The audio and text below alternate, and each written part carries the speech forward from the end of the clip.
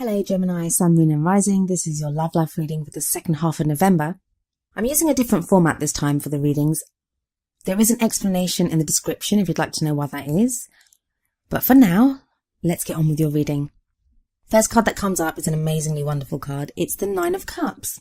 Nine of Cups, also known as the Wish card. If you have a question about your love life, then this card would be a resounding yes. It's happiness, it's joy, it's receiving what your heart desires. Now, as much as I would love to, I'm not saying that Geminis, every single one of you, are going to get exactly what you want. Some of you will, some of you are going to. But this is more about right now, you may be laser focused on what it is that makes you happy. What it is that makes your heart sing. What is it that pushes you and is going to help you grow, bring you that happiness and that joy that all of us deserve in our life.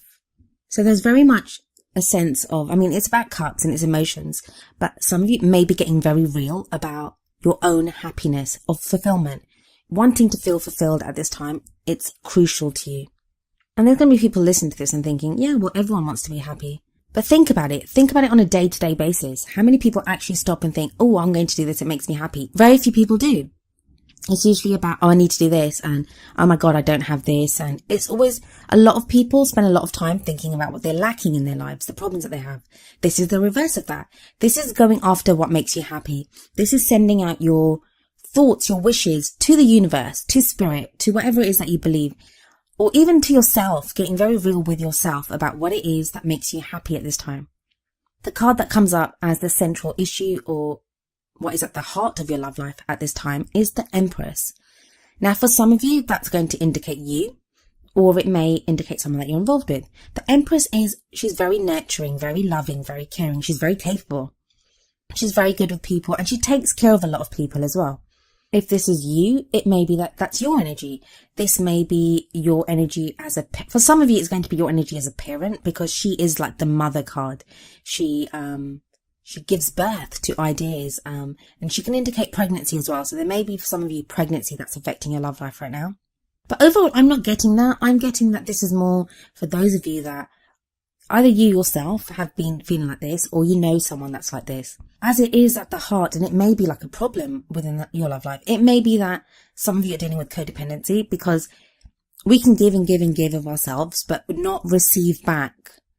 What are you not receiving back?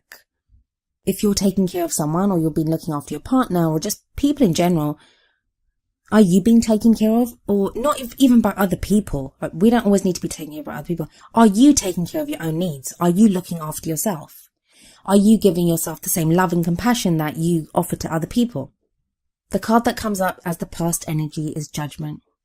A lot of you Geminis have gone through so much transformation, especially maybe from the beginning of November. I'm doing this reading at the beginning of November.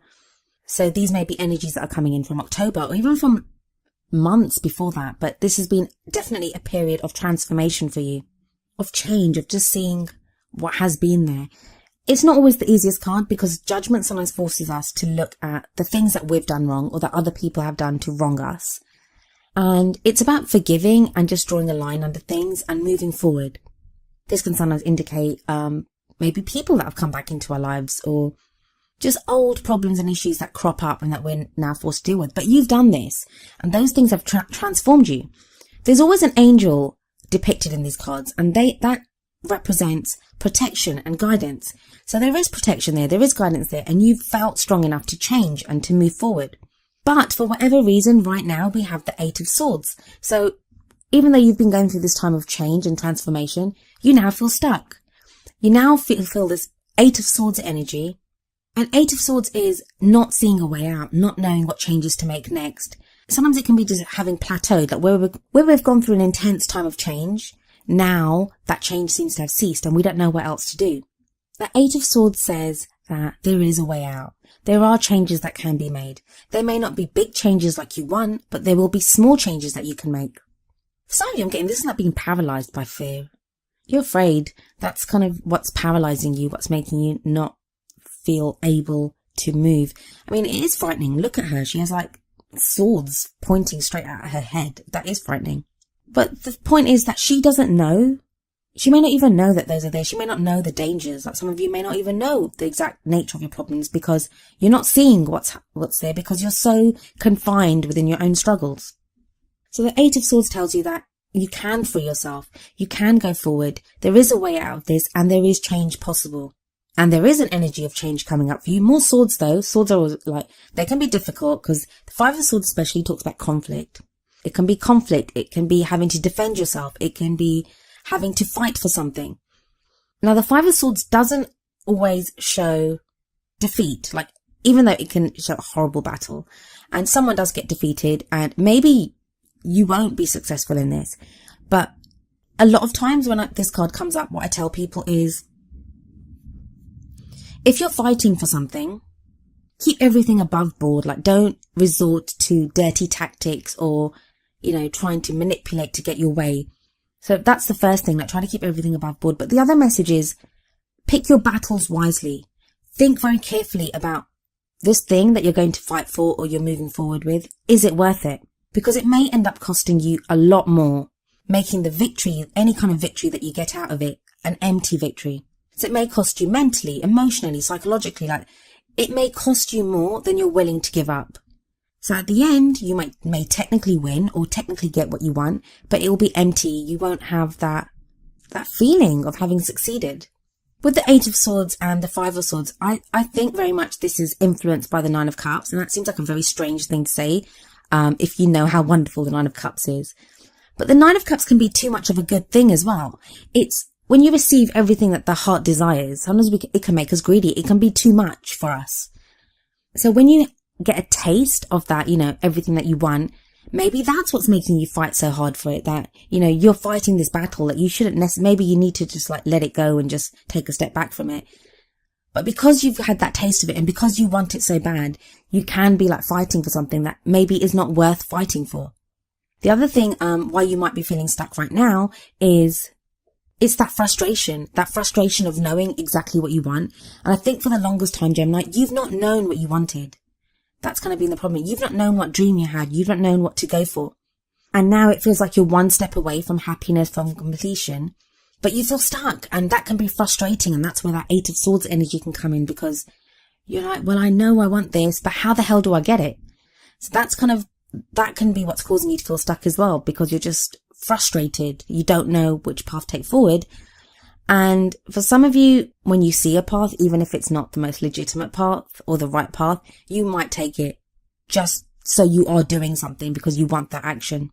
But we have the World energy coming in at the end, and that's like the energy of what crowns you and the energy that you take into December with you. The World is the successful completion of a phase in your life. It's that end of a cycle. We've done everything that we could do. Now it's time for the rewards, or to receive the credit or the acclaim or whatever it is that we need. It tells you that very soon a new cycle will begin. But for now, like, just enjoy what you've achieved. Enjoy what you've achieved from the cycle that you've just completed. I sometimes find with this card that there is that sense of, not like the death card where we're grieving for something, but there can be that slight, oh my God, that this has ended. Because you've been in that for so long. You've been in those patterns or completing that chapter of your life for so long that we kind of miss it. We think, that I liked it here, that even if it was hard, even if it was a struggle, that I now have what I want. But this card does tell you that where one door closes, another door opens. So some of you may be feeling like you're in that in-between phase. But I think a lot of you haven't quite reached this point yet. You're kind of still a step away from completion. But it is a good card. Like, don't be afraid of endings. Don't think that it's a horrible ending that's coming. I'm not saying that if you're in a relationship, that your relationship will end, or that's not what the World card says. It doesn't say that. It just says it's a completion of that phase. So maybe if you're trying to learn something, that learning is now complete. You come to the end of that. If you've been in a pattern or trying to deal with a problem in your love life, that problem will now be completed. It is actually a very strong card. And I do love the World card. I do love it. Because after the World in the Tarot, in the Major Arcana, we have the Fool. And that's the new beginning, a new journey. Everything begins fresh and new. But I do feel that for a lot of you, the World, if you have a look here, it's right underneath Judgment. So it's like that transformation, whatever has transformed you. Look at it this way. The Judgment card is is the learning that you had. You were changed, you were shown something, you were taught a lesson, and you learned a different aspect of yourself or how to be in your love life. And I feel like the 8 of Swords and the 5 of Swords are like the test that's come from that. Like, have you really learned this lesson? How are you dealing with this situation? Are you resorting back to old patterns, or are you going forward? Are you fighting for what you want? Are you being the empress? Are you just letting things go? Are you looking for someone to look after you? Are you looking after other people? I think this period now is all about you analysing.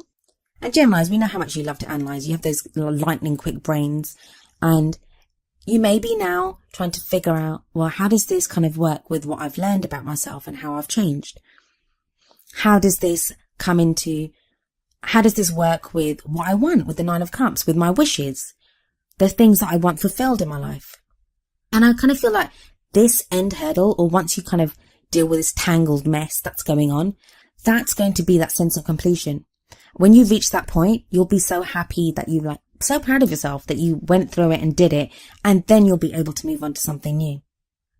An interesting card that you got for your Oracle card from the Romance Angels deck, and that is Passion. The card says, allow your heart and soul to sing with joy. That's very much the 9 of Cups energy. And that passion, it doesn't have to just be for our love lives. It can be a passion for a hobby that we're interested in, work, like all areas of our life. When we fix one area, it kind of spills over into other areas. So you may have that passion now. Maybe a lot of you lacked any kind of passion. Like, you didn't know what you wanted. You didn't know where you wanted to go. You didn't know what direction to move in. But now just the fact that you have that passion, that's a huge thing. And that relates so much, as I said, to the energy of the 9 of Cups. Allow your heart and soul to sing with joy. Just be happy that you're happy. Be happy that you want things. Be happy that you have these wishes, that you have these dreams that you will make come true. You will move towards them. And you will enjoy the journeys towards fulfilling these dreams. The card that came up from the Wisdom of the Oracle deck is Time to Go, number 45. I'll read the meaning from the book for you. The essential meanings are endings, completion, walking away from something because there is nothing else to learn or experience. The relationship message says, it's over, or at the very least, the form this relationship has taken is no longer of service to you or the other person. This is a time of letting go, of knowing that the journey has come to its conclusion. That doesn't mean anything is lost. Although this card could speak to a breakup, drifting apart, or the end of a soul contract, it is more about a release than destruction. Remember the saying, if you love something, let it go. If it comes back, it's yours. If not, it never was. Endings are always a sign of new beginnings. If you want something deeper, walk away. So this time to go very much echoes the World card. I feel for some of you that walking away is going to be from the 5 of Swords energy.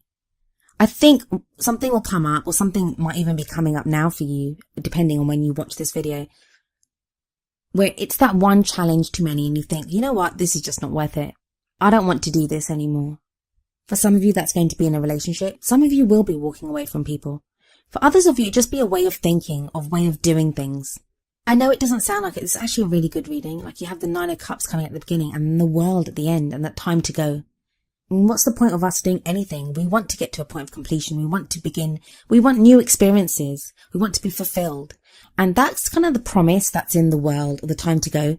We're here to learn as much as we can, to gain as much knowledge, to grow as people. And this growth cycle, or this, whatever you've been trying to learn, you've learned it. You've grown. It's time to move on to something new. It's time to go to a new lesson.